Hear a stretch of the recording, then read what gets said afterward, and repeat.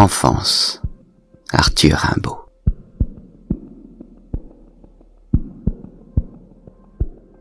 Cette idole, yeux noirs et crins jaunes, sans parents ni cour, plus noble que la fable mexicaine et flamande.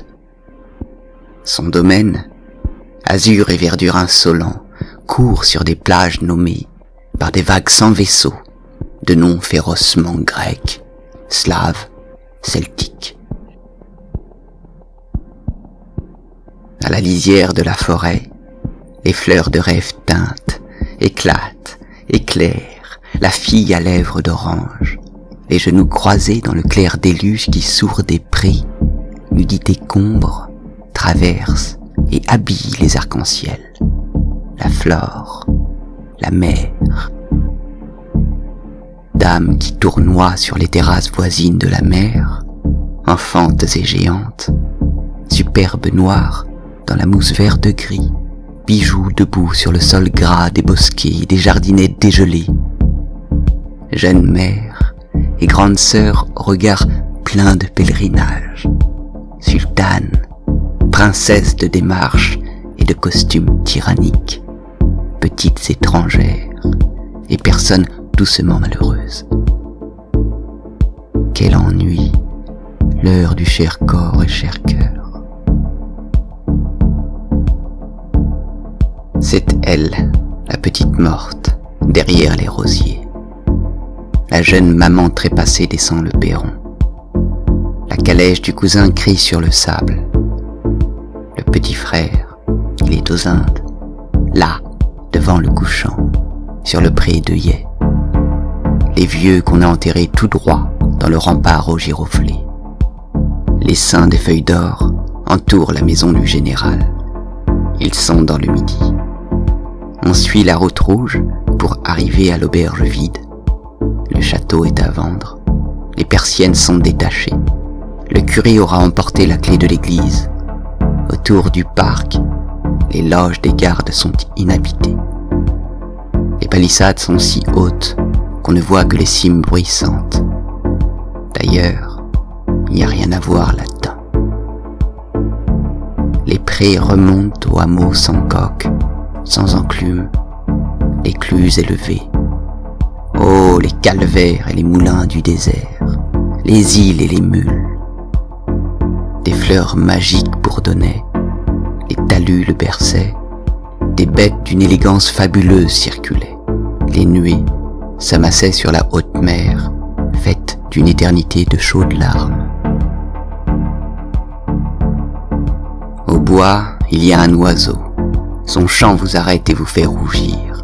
Il y a une horloge qui ne sonne pas. Il y a une fondrière avec un nid de bêtes blanches. Il y a une cathédrale qui descend et un lac qui monte.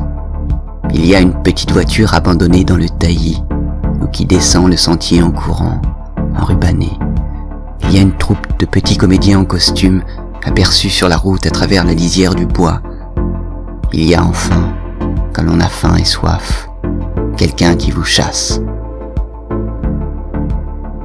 Je suis le saint, en prière sur la terrasse, comme les bêtes pacifiques paissent jusqu'à la mer de Palestine. Je suis le savant, au fauteuil sombre, les branches et la pluie se jettent à la croisée de la bibliothèque. Je suis le piéton, de la grande route par les bois nains, la rumeur des écluses couvre mes pas. Je vois longtemps la mélancolique lessive d'or du couchant. Je serais bien l'enfant abandonné sur la jetée partie à la haute mer, le petit valet suivant l'allée dont le front touche le ciel. Les sentiers sont âpres, les monticules se couvrent de genêts. L'air est immobile, que les oiseaux et les sources sont loin. Ce ne peut être que la fin du monde en avançant.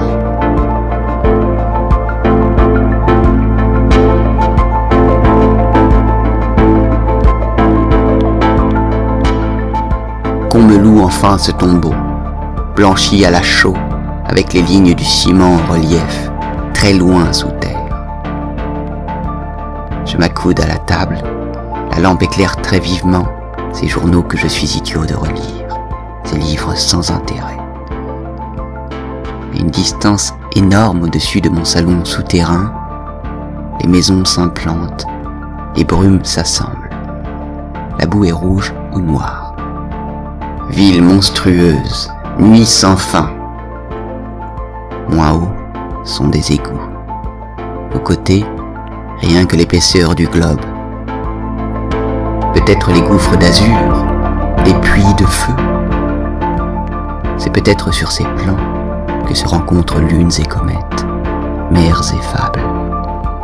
Aux heures d'amertume, je m'imagine des boules de saphir, de métal. Je suis maître du silence.